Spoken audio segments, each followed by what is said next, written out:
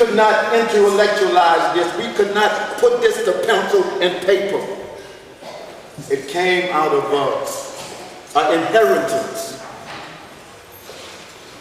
And when I was at the UN,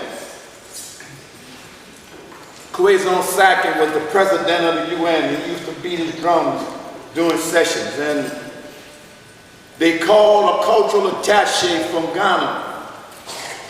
And all the African delegates was coming. I had one of Chief's aprons. And they was coming behind me with this apron, and they thought it was being donated to the UN by one of the African countries. Little did they know that that came off the mud of New Orleans on Murray Street. Made by a black man who had never seen Africa. But Africa lives within the spirit of his mother womb, and he passed it on to us through his creativity. Listen to what I say. Here I was a boy, like these boys, who came to see the vision. And I was on civil rights mission, but I did not meet the dogs in Alabama first. I did not meet them in Mississippi first. I did not meet them but in Georgia. I met them on New Orleans Street because he was so beautiful that the police was intimidated when some white women who happened to be visiting the neighborhood say, "Oh, how pretty. Oh, how pretty." Why would they do them this? And they put dogs on us. This was in 1952. The dogs were there. And they wanted to destroy that goodness in our neighborhood. Oh, I knew when I was a young boy, I was definitely somebody. I knew that because Rex could never beat us. Listen to what I say. Chief designed something, Rex bought something, Rex could not dance nor sing, and he could not do the thing. Yeah, you're right. Listen again.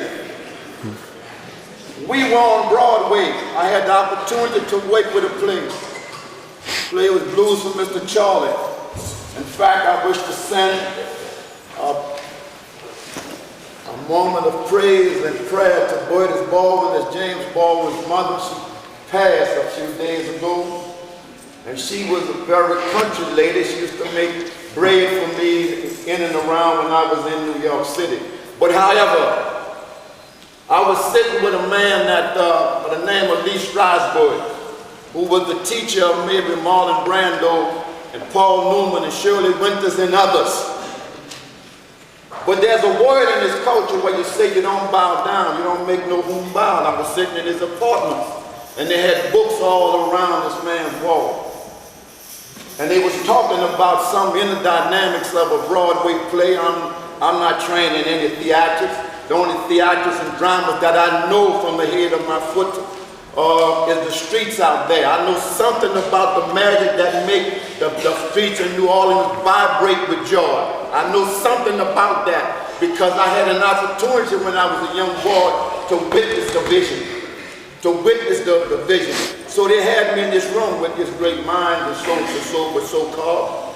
And we were talking about, they was using the word creation. And I remembered in that conversation with Lee Strasberg and them, I was sitting there and I remembered Chief. Listen quietly, please. You look at this costume, that costume, Chief's costume. But it don't capture the moment. It don't electrify the spirit. It don't electrify the spirit where your opposition stands still. Listen to what I'm saying. People have caught up to something now.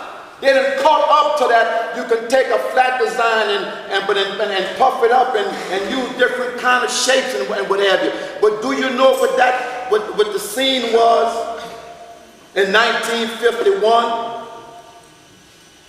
When eyes were moving on these costumes and you would meet other tribes and they would stop, they would freeze, they would shock because that was not in their imagination.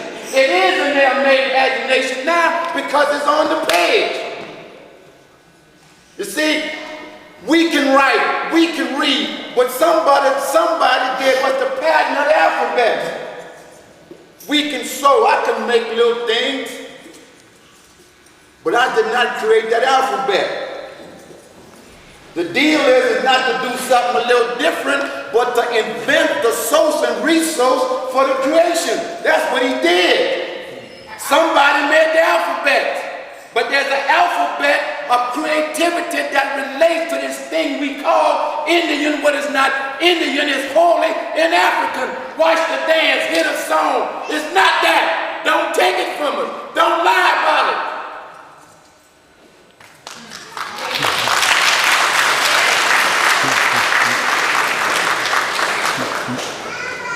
Now, the other piece said, I want these young boys to be here.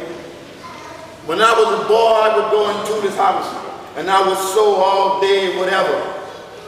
My greatest joy in life, except the birth of my children. My greatest joy, I sat with Robert Kennedy in his apartment for 5 hours. They have a class at Harvard on that civil rights thing. But my greatest joy was when I was 12 years old. Tudy was massing in white. And we had been sewing and sewing, and he needed a piece to rest here. To rest here, a small piece.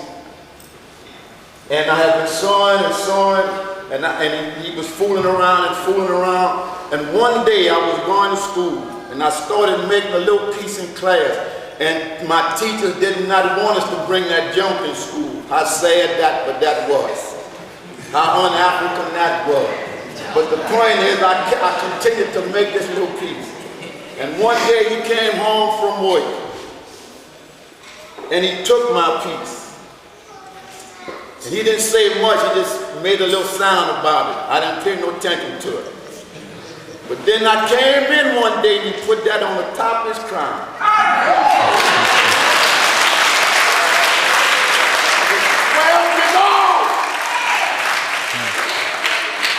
But it was not the piece. It was not the piece. I captured the spirit of something. See, you can cut a piece of cardboard, but you can get the bead, but you have to know something about the magnificence. The magnificence that give it a royal touch, because everything he do is royalty. It's royal from top to bottom. Anybody can make it simple. But they have connection. They have that. That's the difference, and that's what I told Lee Strasberg. The word on the page is nothing but a loose pattern. But where's the spirit of the emotion? And I was just a little black boy from Murray Street who had seen the vision of a man we call Chief. And I challenged the greatest theatrical mind in the country without ever finishing college. But I learned that from watching him, not him coming to me and say, draw this line and draw that line, but the spirit of what he could do, or could do. Then the ultimate sacrifice. Today we talk about, you know, there's a lie going around town. God praise Reverend Alexander, I forgot to mention that. God praise something we're doing, Super Sunday full of girls who lost their lives in Birmingham.